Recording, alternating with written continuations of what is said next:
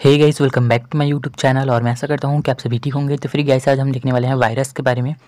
ये जो है बेसिक थर्ड ईयर में है। इसके अलावा जो अन्य यूनिवर्सिटी हैं गाइस, वहाँ पर जो है ये बेसिक फर्स्ट ईयर या फिर बेसिक सेकंड ईयर में हो सकता है। तो फिर तीनों क्लास के लिए जो है ये हेल्पफुल हो सकता है। तो फिर चलिए वायरस के बारे में हम क्या क्या पढ़ेंगे वो हम सबसे पहले देख लेते हैं। सिनॉप्सिस है ना। सबसे पहले तो इसका इंट्रोडक्शन देखेंगे गाइस, इसका परिचय। फिर नेचर ऑफ वायरस, वायरस का जो नेचर है वो हम देखेंगे। फिर ultra structure of plant virus और TMV, ठीक है। अल्ट्रा स्ट्रक्चर यानी कि इसकी जो परासंरचना है गाइस वो हम देखेंगे वायरस का, है ना। या फिर TMV यानी कि जो टोबैको मोज़ेक वायरस है ना, यानी कि तंबाकू का जो मोज़ेक वायरस है उसके बारे में देखेंगे। फिर general characters of virus, virus के जो सामान्य लक्षण है गाइस, कैरेक्टर्स हैं वो हम देखेंगे। फिर सिम्टम्स ऑफ वायरल डिसीज़, विषाणुओं के द्वारा जो रोग होते हैं गाइस उनके सिम्टम्स जो है हम देखेंगे। तो फिर चलिए इन सारे टॉपिक्स पर जो है बात करते हैं। सबसे पहले जो है हमारा इंट्रोडक्शन हम देख लेते हैं। देखते हैं, विषाणु अथवा वायरस अति सूक्ष्मदर्शी रूपताएं हैं जो जीवित कोशिकाओं में गुणन कर सकती है तथा इनमें रोग उत्पन्न करने की क्षमता होती है। अर्थात ये अंतः कोशिक परजीवी की तरह जो है कार्य करते हैं। ठीक है गाइस, क्या बोल रहा है, जो वायरस है वो अति सूक्ष्मदर्शी रूपताएं हैं, यानी कि इनको जो है सूक्ष्मदर्शी के अलावा जो है नहीं देखा जा सकता है ना, यानी कि सूक्ष्मदर्शी के द्वारा ही जो है इन्हें देखा जा सकता है। सॉरी, मेरा इधर उधर हो गया ना ये। तो फिर इनको जो है सूक्ष्मदर्शी से ही देखा जा सकता है। और ये जो है जीवित कोशिकाओं में गुणन करते हैं, जैसे कि एनिमल है, प्लांट है, जो जीवित हैं उन पर जो है ये गुणन करते हैं तथा इनमें रोग उत्पन्न करने की क्षमता होती है। इनके द्वारा जो है अनेक सारे रोग जो है होते हैं गाइस, जैसे कि अभी ट्रेंडिंग में चल रहा है कोरोना वायरस, है ना। ये अर्थात ये अंतः कोशिक परजीवी होते हैं क्योंकि ये कोशिका के अंदर पाए जाते हैं गाइस, है ना। एनिमल की बॉडी में या फिर प्लांट की बॉडी में जो है रहते हैं। इसी वजह से इसको क्या बोलते हैं, अंतः कोशिक परजीवी जो है कहते हैं। देखते हैं, जिसके अंतर्गत, यहाँ पर अंतर्गत आएगा गाइस, जिसके अंतर्गत विषाणुओं का अध्ययन किया जाता है उसे वायरोलॉजी कहते हैं तथा अध्ययन करने वाले व्यक्ति को जो है वायरोलॉजिस्ट जो है कहते हैं। तो फिर गाइस जिस विज्ञान की वह शाखा जिसके अंतर्गत जो है वायरस का अध्ययन किया जाता है उसे जो है वायरोलॉजी कहेंगे, और जो व्यक्ति जो है वायरस का अध्ययन करता है उसे वायरोलॉजिस्ट जो है कहेंगे। अब देखते हैं, वायरस शब्द ग्रीक शब्द वाइवम से लिया गया है जिसका शाब्दिक अर्थ तरल विष है। ठीक है, तो फिर जो वायरस शब्द है गाइस वो जो है ग्रीक भाषा से जो है लिया गया है। वो भी ग्रीक भाषा के कौन से शब्द, वाइवम से, है ना, जिसका अर्थ है तरल विष। ठीक है, लिक्विड पॉइजन। अब देखते हैं, वायरस प्रायः नाभिकीय अम्ल एवं प्रोटीन के बने होते हैं। प्लांट वायरस में नाभिकीय अम्ल RNA पाया जाता है, जबकि एनिमल वायरस में जो है DNA पाया जाता है। तो फिर वायरस किससे मिलकर बना होता है गाइस, नाभिकीय अम्ल और प्रोटीन, इन दोनों से मिलकर के जो है बना होता है। तो फिर प्लांट वायरस जो होते हैं उनमें जो नाभिकीय अम्ल है गाइस वो जो है RNA पाया जाता है, और जो एनिमल वायरस है उनमें नाभिकीय अम्ल जो है DNA पाया जाता है। तो फिर ये हो गया वायरस का सामान्य परिचय। अब देखते हैं आगे, सेकंड देखते हैं गाइस, विषाणुओं की प्रकृति, नेचर ऑफ वायरस, है ना। इनकी जो प्रकृति है गाइस वो हम देखेंगे वायरस की। विषाणुओं के लक्षणों के आधार पर उनकी प्रकृति का अध्ययन निम्नलिखित बिंदुओं के अंतर्गत किया जाता है। इनके जो लक्षण है गाइस, वायरस के जो लक्षण है ना, उनके आधार पर जो इनकी प्रकृति है उसका अध्ययन निम्न बिंदुओं के अंतर्गत किया जाता है। तो फिर चलिए देखते हैं कौन कौन से बिंदु है। पहला है विषाणुओं की निर्जीव से समानताएं। ये जो वायरस है गाइस वो जो है निर्जीव जो वस्तु हैं उनसे भी जो है समानता रखते हैं। तो फिर चलिए देखते हैं कि ये किस प्रकार से जो है निर्जीव से जो है समानता रखते हैं। कुछ वैज्ञानिकों के अनुसार जो है वायरस अजीवित पदार्थ हैं क्योंकि इनमें इस प्रकार के लक्षण पाए जाते हैं। ठीक है, कुछ वैज्ञानिकों ने जो है वायरस को जो है अजीवित पदार्थ जो है कहा है। ठीक है, निर्जीव कहा है। तो फिर किस कारण निर्जीव कहा है वो हम देखते हैं। पहला है, वायरस को रवे के रूप में जो है प्राप्त किया जा सकता है। रवे अर्थात गाइस क्रिस्टल के रूप में, है ना। तो फिर वायरस को जो है क्रिस्टल के रूप में प्राप्त किया जा सकता है, इसी कारण जो है इसे अजीवित पदार्थ या फिर निर्जीव भी कहा गया है। सेकंड देखते हैं, इनमें श्वसन क्रिया जो है नहीं होता है। फिर देखते हैं, इनमें सेल वॉल एवं प्रोटोप्लाज्म का जो है अभाव होता है, जीव द्रव्य, है ना गाइस, जीव द्रव्य का जो है अभाव होता है। इनमें एंजाइमों का जो है अभाव होता है, ये स्वयं उत्प्रेरक होते हैं। ठीक है गाइस, तो फिर इनके कारण जो है विषाणु को जो है कई साइंटिस्ट जो है वो निर्जीव जो है मानते हैं। इसी कारण लिखा है विषाणु की निर्जीव से समानता। ठीक है, तो फिर इनके कारण जो है इन्हें निर्जीव कहा जाता है। इनमें देखिए इनको जो है क्रिस्टल के रूप में प्राप्त किया जा सकता है, इनमें श्वसन क्रिया नहीं होती है। अब एक जीवित व्यक्ति है उसमें श्वसन क्रिया तो होगी ही होगी, है ना। फिर इनमें सेल वॉल और प्रोटोप्लाज्म जो है नहीं पाया जाता है। फिर एंजाइमों का अभाव होता है और ये स्वयं जो है एक कैटलिस्ट की भांति जो है व्यवहार करते हैं, ठीक है। इस कारण जो है इन्हें निर्जीव भी कहते हैं। अब देखते हैं सेकंड, देखते हैं गाइस विषाणुओं की सजीवों से समानता। ये जो वायरस हैं गाइस वो सजीव और निर्जीव दोनों की तरह दोनों से जो है समानता रखते हैं। तो फिर निर्जीव से समानता तो हमने देख लिया, अब देखते हैं सजीव से, है ना।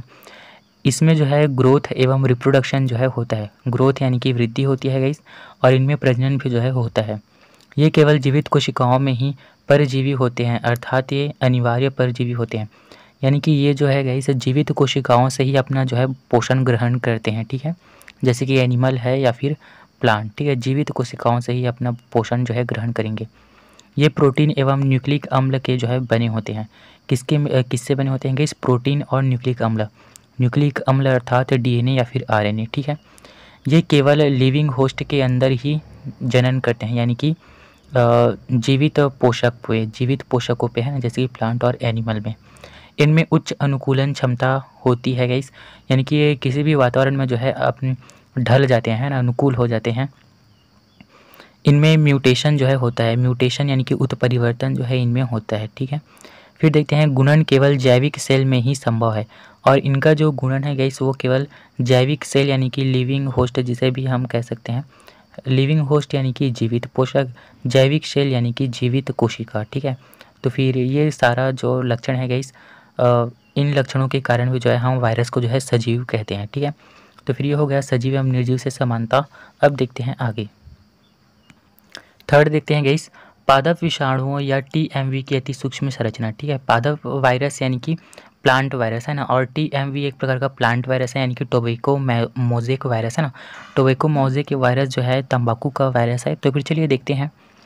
सबसे पहले तो इसका अमाप एवं आकार देख लेते हैं ना, साइज एवं शेप।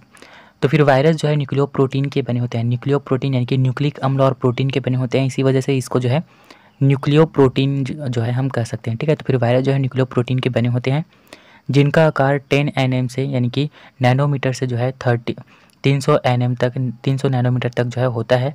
टीएमवी सबसे बड़ा वायरस है, और जो प्लांट वायरस है गाइस उसमें जो है टीएमवी सबसे बड़ा वायरस होता है, ठीक है, जिसका साइज़ 15 इंटू 300 नैनोमीटर जो है होता है, ठीक है। जो टीएमवी का जो साइज़ है वो जो है 15 इंटू 300 नैनोमीटर जो है होता है। अब देखते हैं इलेक्ट्रॉन माइक्रोस्कोप से देखने पर ये छड़ाकार क्रिस्टल के रूप में जो है दिखाई देते हैं, जिसके प्रत्येक कण को जो है विरियॉन कहते हैं। अब जो है इसको अगर हम इलेक्ट्रॉन माइक्रोस्कोप से देखें तो फिर ये छड़ आकृति के जो है क्रिस्टल के रूप में जो है दिखाई देता है, और इसके जो प्रत्येक कण है कैसे ना, इसका जो प्रत्येक कण है उसको जो है विरियॉन कहते हैं। तो फिर ये हो गया इसका माप एवं आकार, है ना, साइज एवं शेप। अब देखते हैं आगे, यहाँ पर क्या पता चलेगा, इसका जो साइज़ है ना, वो जो है इतना होता है, और इसका जो शेप होता है वो कैसा होता है, क्रिस्टल छड़ाकार होता है। अब देखते हैं इसकी संरचना है ना, स्ट्रक्चर देख लेते हैं। तो फिर चलिए गाइस इसका स्ट्रक्चर देख लेते हैं ना, वायरस का स्ट्रक्चर। बॉर्डेन एवं डार्लिंगटन ने वायरस की संरचना का अध्ययन किया था। इनके अनुसार विरियॉन निम्नलिखित 2 भागों से मिलकर बना होता है, ठीक है। तो फिर जो वायरस का जो स्ट्रक्चर है उसकी स्टडी जो है बॉर्डेन एवं डार्लिंगटन ने किया था, और इसके बारे में बताया कि वायरस जो है इस प्रकार से जो है दिखता है, इसका स्ट्रक्चर जो है इस प्रकार से होता है, ठीक है। तो फिर इनके अनुसार जो है विरियॉन अर्थात वायरस ही होता है गाइस, आप लोग कंफ्यूज नहीं होंगे, है ना। तो फिर इनके अनुसार जो है विरियॉन निम्नलिखित 2 भागों से मिलकर बना होता है।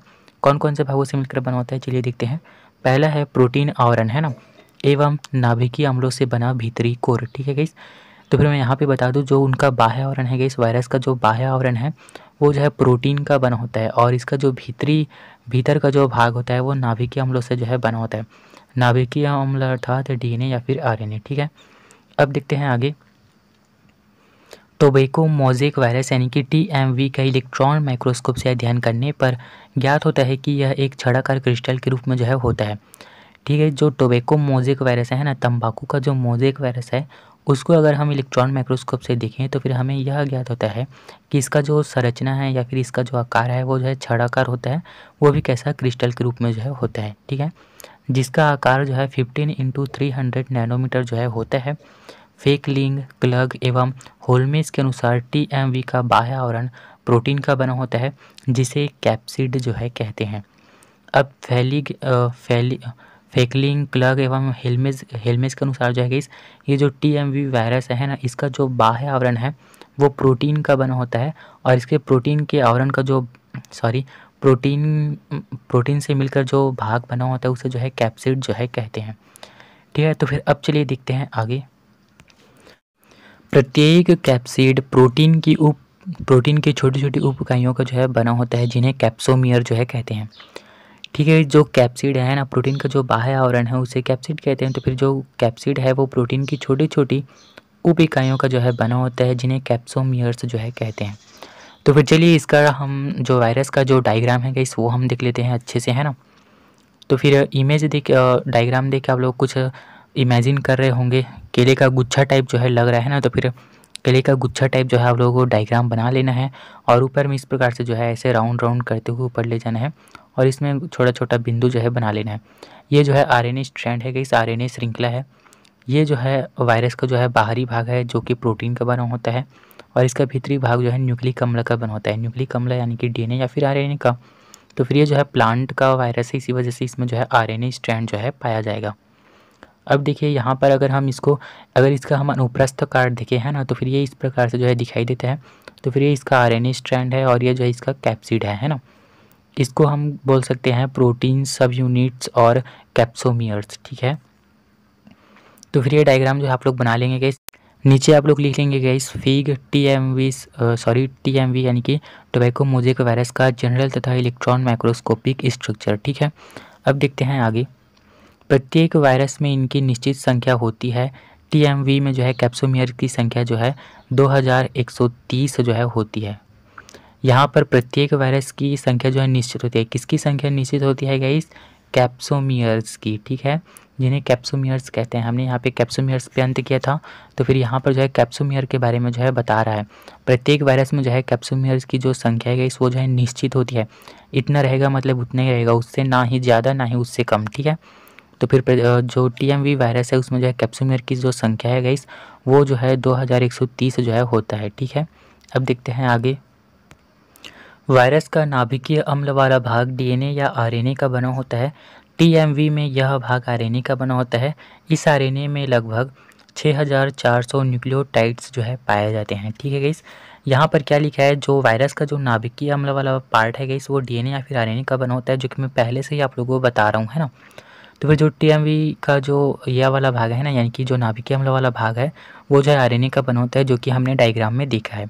इस RNA में जो है लगभग 6400 न्यूक्लियोटाइड्स जो है पाए जाते हैं। अब जो न्यूक्लिक अम्ल है वो न्यूक्लियोटाइड के ही बने होते हैं, है ना। तो फिर जो टोबैको मोज़ेक वायरस का जो RNA है गाइस उसमें जो है 6400 न्यूक्लियोटाइड्स जो है पाए जाते हैं। तो फिर ये सारा कुछ जो है आप लोग इसके स्ट्रक्चर के बारे में लिखेंगे। तो फिर यहाँ पर हमारा स्ट्रक्चर होता है कंप्लीट। अब हम देखते हैं इसके कैरेक्टर्स, है ना। फोर्थ देख लेते हैं गाइस विषाणु के सामान्य लक्षण, है ना। इनके जो कैरेक्टर्स हैं गाइस वो हम देख लेते हैं। वायरस जो है अति सूक्ष्म अकोशिकीय संक्रामक कण जो है होते हैं। अति सूक्ष्म यानी कि बहुत ही सूक्ष्म कण होते हैं, और अकोशिकीय यानी कि नॉन सेल्यूलर, है ना। इनमें जो है कोशिका वगैरह नहीं पाया जाता। संक्रामक यानी कि ये जो है इनके द्वारा जो है रोग वगैरह फैलता है। ठीक है गाइस, तो फिर ये जो वायरस हैं ऐसे कण जो है होते हैं। ये केवल लिविंग सेल में ही ग्रोथ कर सकते हैं। लिविंग सेल यानी कि मैं बार बार आप लोग बता रहा हूँ गाइस, लिविंग यानी कि जीवित सेल, है ना, जीवित कोशिका। अब आप लोग ये मत समझना कि मैं आप लोगों को कम समझ रहा हूँ, है ना। मैं आप लोगों को कम बिल्कुल नहीं समझ रहा हूँ, क्योंकि जो हिंदी मीडियम वाले हैं गाइस उनके साथ जो है अक्सर ये जो होता है वो कुछ समझ नहीं पाते हैं ना, क्योंकि मैं भी जो हूँ वो हिंदी मीडियम से हूँ। मैं भी जब फर्स्ट ईयर या फिर सेकंड ईयर में गया था तो फिर मुझे भी जो है समझ नहीं आता था। तो फिर मैं उस फेज़ से जो है गुजर चुका हूँ, इसी वजह से मैं आप लोगों को छोटी छोटी बात जो है बताता रहता हूँ। तो फिर आप लोग जो है बुरा मत मानेंगे। अब देखते हैं, ये केवल जो है लिविंग सेल में जो है ग्रोथ कर सकते हैं। अब देखते हैं स्ट्रक्चरल रूप से जो है ये जो वायरस हैं गाइस वो प्रोटीन के खोल में जो है स्थित केंद्रीय अम्लों के बने होते हैं, अर्थात न्यूक्लियोप्रोटीन अणु होते हैं। ठीक है, अगर हम इनका जो स्ट्रक्चर है गाइस वो हम देखें तो फिर ये कैसे होते हैं। इनका जो बाह्य आवरण है वो प्रोटीन का बना होता है, यानी कि उनका जो खोल है ना, और इसका जो अंदर का पार्ट है वो केंद्रकीय अम्लों का जो है बना होता है। तो फिर इस प्रकार से हम इसको जो है न्यूक्लियोप्रोटीन अणु जो है कह सकते हैं। ठीक है, पादप वायरस में नाभिकीय अम्ल RNA तथा एनिमल सेल में जो नाभिकीय अम्ल है गाइस वो DNA होता है। ठीक है, तो फिर ये देख लेंगे। प्लांट सेल में कैसा रहेगा, आरएनए रहेगा नाभिकीय अम्ल, और एनिमल सेल में जो नाभिकीय अम्ल है वो डीएनए रहेगा। ठीक है, सॉरी एनिमल वायरस में एनिमल सेल बोल रहा था मैं। अब देखते हैं होस्ट सेल के बाहर रिप्रोडक्शन की क्षमता जो है नहीं होती। ठीक है, तो फिर ये जो वायरस हैं गाइस वो जो है केवल पोषक कोशिकाओं में ही रिप्रोडक्शन कर सकते हैं, उसके बाहर जो है ये रिप्रोडक्शन जो है नहीं कर सकते हैं ना, जनन नहीं कर सकते। अब देखते हैं ये अपने चारों ओर ये वातावरण के प्रति संवेदनशील होते हैं, किंतु उनके ऊपर एंटीबायोटिक का जो है कोई इफेक्ट नहीं पड़ता है। अब देखिए गाइस जो वायरस हैं वो जो है अपने चारों ओर के वातावरण पर जो है डिपेंडेंट रहते हैं, और उनके वातावरण में अगर कुछ परिवर्तन हो जाए तो फिर उन पर भी जो है परिवर्तन होता है। लेकिन क्या होता है, ये अपने आप को जो है उस वातावरण के प्रति जो है अनुकूल कर लेते हैं। ठीक है, और सबसे बड़ी बात यहाँ पर क्या लिखा है कि इनके ऊपर जो है एंटीबायोटिक का जो है कोई प्रभाव जो है नहीं पड़ता है। हम जो एंटीबायोटिक लगाते हैं ना जब हमें बुखार वगैरह हो जाता है तो फिर उसका इफ़ेक्ट जो है वायरस पर जो है नहीं पड़ता है। इसी वजह से बोलते हैं कि वायरस जो है वो बहुत ही डेंजरस होता है ना।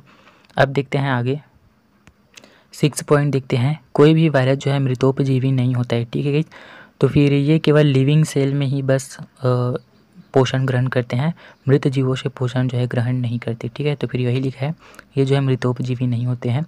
संक्रमण के समय इनका खोल बाहर रह जाता है, केवल इनका आरएनए या डीएनए ही होस्ट सेल में जो है प्रवेश करता है। अब ये जो वायरस हैं गाइस वो जो है जब मनुष्य या फिर एनिमल या फिर प्लांट में जब रोग फैलाते हैं ना, तब जो है उस समय इनका जो बाह्य खोल है ना, प्रोटीन का जो खोल है वो बाहर ही रहता है। इसका जो न्यूक्लियर वाला भाग है ना, न्यूक्लिक एसिड वाला यानी कि डीएनए और आरएनए वाला, वही जो है होस्ट सेल में यानी कि पोषक कोशिकाओं में जो है प्रवेश करता है। अब देखते हैं संक्रमण के समय वायरस का डीएनए या आरएनए होस्ट सेल के जो है होस्ट के नाभिकीय अम्ल डीएनए पर जो है स्थापित हो जाता है, और जितनी दूर तक वायरस डीएनए या आरएनए का विस्तार होता है उतनी दूर तक होस्ट डीएनए वायरस के अनुकूल आचरण जो है करता है। आप लोगों को कुछ समझ नहीं आया होगा गाइस, तो फिर मैं आप लोगों को बता देता हूँ, है ना। यहाँ पर क्या लिखा है कि जो वायरस का जो डीएनए है ना, वो जो है जो पोषक है उसके डीएनए से जो है जा कर के मिल जाता है ना, उस पर जो है स्थापित हो जाता है। और जो वायरस का जो डीएनए है गाइस वो हमारी बॉडी में जहाँ तक जाता है ना, वहाँ तक जो है हमारा जो डीएनए है उसके प्रति जो है अनुकूल आचरण जो है व्यवहार प्रदर्शित करता है। हमारा जो डीएनए है ना, वो साला गधा है, वो समझ नहीं पाता है कि ये दूसरे का डीएनए है ना, वो उसके लिए जो है अनुकूल आचरण जो है रखता है कि चलो बढ़िया है तुम आ गए तो फिर रह रहो, है ना, वैसा टाइप। अब देखते हैं आगे, वायरस में तापक्रम का जो है कोई प्रभाव नहीं पड़ता है। ठीक है, तो फिर वायरस कम टेम्परेचर करो चाहे ज़्यादा टेम्परेचर करो, वायरस पर जो है कोई इफेक्ट नहीं पड़ता है। अब देखते हैं इनमें जीव द्रव्य को जो है अभाव होता है, यानी कि प्रोटोप्लाज्म का जो है अभाव जो है इनमें होता है। तो फिर ये हो गया इस वायरस के सामान्य कैरेक्टर्स, है ना। अब देखते हैं इनके द्वारा जो रोग फैलते हैं ना, तो फिर उन रोगों के लक्षण जो है हम देख लेते हैं। तो फिर 5 पॉइंट देखते हैं guys, symptoms of viral disease, है ना। वायरस के कारण जो होने वाले रोग हैं उनके लक्षण जो है हम देख लेते हैं। पौधों के शरीर पर ऐसे असामान्य लक्षणों का प्रकट होना जिसे इस बात की जानकारी होती है कि पौधा रोगग्रस्त हो गया है, उन्हें रोग के सिम्टम्स कहते हैं, है ना। हम कैसे जानेंगे कि प्लांट जो है वो रोगी है ना, उसमें किसी न किसी प्रकार के सिम्टम जो है हमें दिखेंगे, जैसे कि उसकी पत्ती का जो है सिकुड़ जाना या फिर उसके पत्ती का पीला पड़ जाना, ये सारे लक्षण जो है प्रकट होंगे, तभी हमें जो है पता चलेगा कि ये जो है रोगग्रस्त हो गया है ना। तो फिर वही यहाँ पे लिखा है कि पौधे के शरीर पर ऐसे असामान्य लक्षणों का प्रकट होना जिससे हमें इस बात की जानकारी होता है कि पौधा रोगग्रस्त हो गया है, उन्हें रोग के सिम्टम जो है कहते हैं। वायरस द्वारा पौधों पर होने वाले रोग के लक्षणों को निम्न ग्रुप्स में जो है वर्गीकृत किया गया है। अब जो वायरस के कारण प्लांट्स में जो रोग होते हैं गाइस, उनको निम्न वर्ग में जो है वर्गीकृत किया है। पहला देखते हैं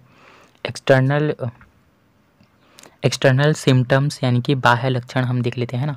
प्लांट्स में किस प्रकार के बाह्य लक्षण दिखाई देते हैं वायरस के कारण जो रोग होते हैं, उसको हम देख लेते हैं। पहला है शीरा उद्भास, यानी कि जो बाह्य लक्षण है गाइस उसी के अंतर्गत शीरा उद्भास है ना। देखते हैं पत्तियों में उपस्थित शिराओं का पीला अथवा सफ़ेद हो जाना, जिसके कारण पत्तियों में पीले रंग की शीरा एवं शीरिकाओं का जो है जाल दिखाई देता है, उसे शीरा उद्भास कहते हैं। ठीक है, जो प्लांट का शीरा पाया जाता है ना, तो फिर उस पर जो है पीला या फिर सफ़ेद जो वो जो सिरा है वही जो है पीला या फिर सफ़ेद हो जाता है, जिसके कारण जो पत्ती है वो पीला पड़ जाता है। ठीक है, अब देखते हैं हरीमाहीनता। हरीमाहीनता नाम से ही स्पष्ट हो रहा है गाइस, इसका जो हरा कलर है ना, प्लांट्स में जो है हरा कलर पाया जाता है, वो जो है यहाँ पे लुप्त हो जाएगा, है ना। देखते हैं, जिसे क्लोरोसिस भी जो है कहते हैं। इस रोग से ग्रसित प्लांट की पत्तियों का क्लोरोफिल जो है नष्ट हो जाता है। नष्ट होने के कारण जो है पीला हो जाता है, जिसके कारण पत्तियां पीले रंग की जो है दिखाई देती है। ठीक है, तो फिर समझ में आ गया, हरीमाहीनता यानी कि हरा रंग जो है वो हट जाएगा। अब देखते हैं नेक्रोसिस। नेक्रोसिस क्या होता है देख लेते हैं। इस रोग के संक्रमण से सेल या टिश्यू या प्लांट की जो है मृत्यु हो जाती है। जो नेक्रोसिस है कि इसके कारण जो है जो प्लांट का जो सेल है वो मर जाता है, या फिर जो टिश्यू है वो मर जाता है, या फिर जो प्लांट है वो खुद भी जो है मर जाता है। तो फिर इस प्रकार के जो है बाह्य लक्षण जो है दिखाई देते हैं। ठीक है, अगर वायरस के द्वारा प्लांट इन्फेक्टेड है तो। अब देखते हैं आगे, फिर है गाइस ट्यूमर, है ना। को देखते हैं, कुछ प्लांट की जड़ों में जो है वायरस के संक्रमण के कारण प्लांट की जड़ों में जो है ट्यूमर बन जाते हैं। तो फिर ट्यूमर भी जो है बन जाता है गाइस। अब देखते हैं बौनापन एवं पत्तियों का गिरना। विषाणु रोग प्रायः हाइपोट्रॉफिक जो है होते हैं। वायरस के संक्रमण के कारण प्लांट की ग्रोथ जो है रुक जाती है तथा प्लांट बौना रह जाता है। कभी कभी पत्तियां परिपक्व होने के पूर्व जो है गिर जाती हैं। ठीक है, तो फिर जो वायरस के कारण जो प्लांट इन्फेक्टेड होते हैं उनमें कई बार क्या होता है कि उनका जो ग्रोथ है वो रुक जाता है और वो प्लांट जो है बौने हो जाते हैं, और जो पत्तियां हैं गाइस वो परिपक्व होने के पहले ही जो है वो गिर जाती है, झड़ जाती है। अब देखते हैं आंतरिक लक्षण, है ना, इंटरनल सिम्टम्स। इंटरनल यानी कि उनके अंदर कौन कौन से सिम्टम्स दिखाई देते हैं वो हम देखते हैं। कभी कभी विषाणुओं के संक्रमण के कारण पादप कोशिकाओं के अंदर विशिष्ट प्रकार की संरचनाओं का निर्माण जो है हो जाता है।